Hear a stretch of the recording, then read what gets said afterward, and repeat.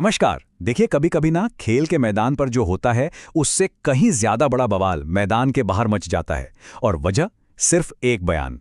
आज हम एक ऐसे ही मामले की तह तक जाएंगे जहां एक कप्तान के पोस्ट मैच कमेंट ने सोशल मीडिया पर जैसे आग ही लगा दी। ये शब्द थे क्रिकेटर ईशान किशन के। और उन्होंने ये कब कहे? अपनी टीम की हार के ठीक बाद। सोचिए, एक कप्तान टीम की हार के बाद ये कैसे कह सकता है कि उसे मजा आया? और बस यही सवाल था जो हर फैन के दिमाग में घूम रहा था। क्या ये गैर जिम्मेदाराना रवैया था? क्या उन्हें हार की कोई परवाह ही नहीं थी? इसी एक सवाल ने एक बड़े विवाद को जन्म दे दिया और आज हम इसी की पूरी पड़ताल करने वाले हैं।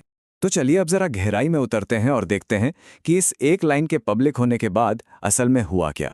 जैसा कि आजकल होता ही है, ये बयान पोस्ट मैच प्रेजेंटेशन से निकला और सीधा सोशल मीडिया पर पहुंच गया और फिर देखते ही देखते वायरल हो गया। और जैसे ही ये बयान वायरल हुआ उसके साथ ही शुरू हो गया एक जबरदस्त हंगामा। लोगों की तरफ से बहुत तीखी प्रतिक्रियाएं आने लगीं।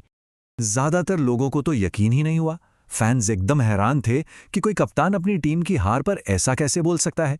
उनके लिए ये बात बहुत चौंकाने वाली थी।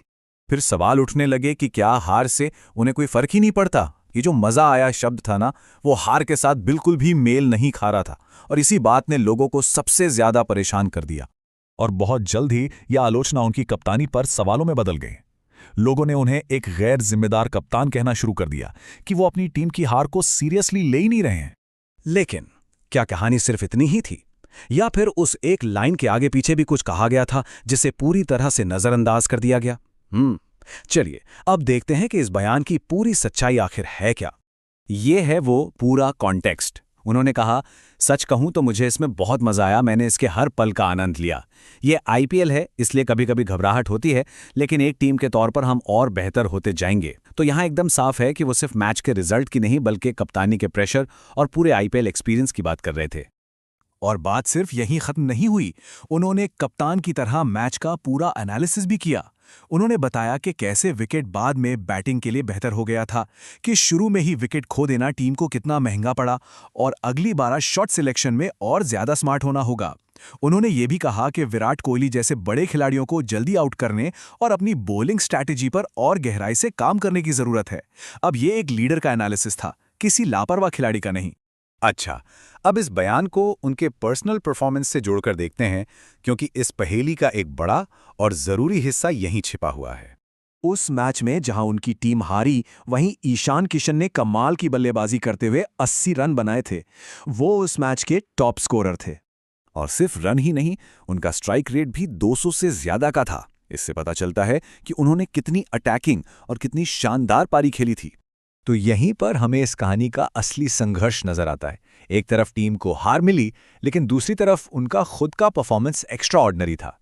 तो ये मुमकिन है कि उनका वो मजा आया वाला बयान इसी कॉन्फिडेंस से आया हो कि व्यक्तिगत तौर पर उन्होंने अपना बेस्ट दिया और उस चैलेंज को एंजॉय किया। उनके बयान सिर्फ परफॉर्मेंस या एक्सपीरियंस तक ही नहीं रुके। एक सच्चे कप्तान की तरह उन्होंने टीम के लिए आगे का रास्ता भी साफ कर दिया, जो दिखाता है कि उनका फोकस फ्यूचर पर था। उन्होंने बहुत क्लियर तरीके से आगे की स्ट्रैटेजी बताई। पहली बात, उन्होंने माना कि ये पहला मैच है और गलतियां हो सकती हैं। ये टीम पर से प्रेशर हटाने और सीखने का माहौल बनाने के लिए था। दूसरी बात, उन्होंने कहा कि वो अपनी बॉलिंग प्लान्स पर काम करेंगे। ये होती है अकाउंटेबिलिटी, ये दिखाना कि हम सुधार करेंगे। और आखिर में उन्होंने वादा किया कि वो अगले मैच में और मजबूत होकर वापसी करेंगे। ये एक कप्तान का जज्बा और संकल्प है। तो ये पूरा एनालिसिस हमें आखिर में एक बड़े सवाल पर लाकर छोड़ता है।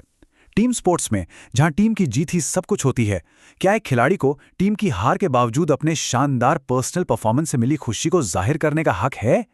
ये बात सोचने वाली है।